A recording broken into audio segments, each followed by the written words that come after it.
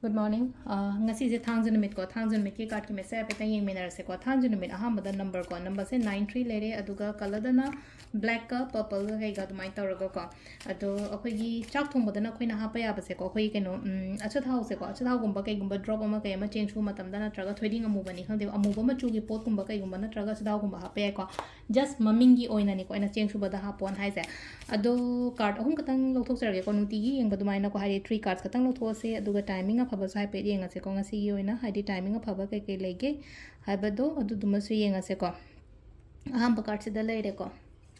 ani shuba card se da leire ahum suba card se leire ko hai first card second card and third card first card khan banga yeng ase ko silai se ahamba gi ko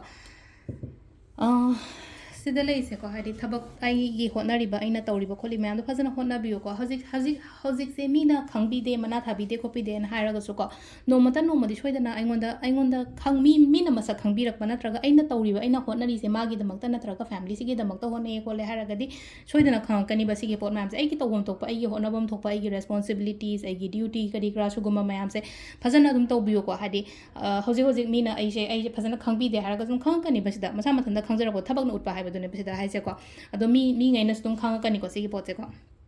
aham bagi le ko ani shuba ne katang asi de thawai gum banoi ta ba ko ta ba do mai lai ko kata emotionally down chat ko wa kan noi ta ba ko ta ba do mai tor ga lai khra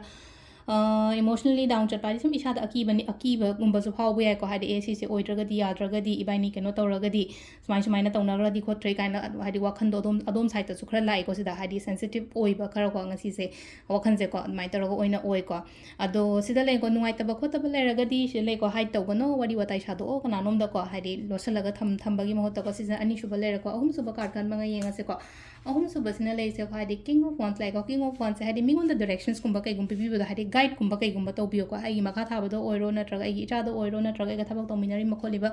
mayam do da ko hadi mingon da hai tar ko guide kumba kai gumba dumaina gumba to biba guidance kumba piba khot pa leina ko ahana ma oina mathak thongba ama oina ko dumain taraga migi mateng gumba kai gumba to biba su ya ko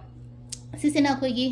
card की message लेरे को timing जो पे मिनर से को timing से की पुंग तरुक का मिनिट 38 दगिना निपान ग मिनिट मंगा फाउंग लेरे दुगा 38 ग मिनिट 38 दना पुंग अहुम ग मिनिट 53 फाउंग लेरे को दगी पुंग मंगा ग मिनिट 53 तैना तरुक ग मिनिट 53 फाउंग लेरे दगी निपान ग मिनिट 53 दैना बारोगा मिनिट 53 फाउंग लेरे को अदुगा नुंगलम दाइगिना अहुम ग मिनिट 38 देना मरी ग मिनिट 59 फाउंग लेरे को सिसेना अखोगी ngasi ओइना अफबा टाइमिंग को अदु सिदा लेरे अखोगी डेली कार्ड मेसेज से को तो थांग जो ओइबनिना हादी थांग जगी क्लेंजिंग तौबा खोपा अमा अदुम मैम दो लोइन तौबियो को हादी क्लेंजिंग तौबा हारगदी इमुंग वायरम सटपा तैबा मथमदा हादी अखोइना रॉक सॉल्ट गुंबा हापो खोलो दुम हाय को अदुगे हादी कैम्फर गुंबा कै गुंबा दुमाइना मै गुंबा थादो कर्पूर हारजं कर्पूर लोंग के कामै थातो बखो तो अदुम बताव इवन इरुजबा हारजं इरुजबा खोपा मतमदा का सुलेनो को हादी रॉक सॉल्ट गुंबा जे कै अदुम हापा खरा जोबो को सिदा लेरे को ngasi थांगजगी ओइना केनो से को थांगजगी daily card message ma'am thank you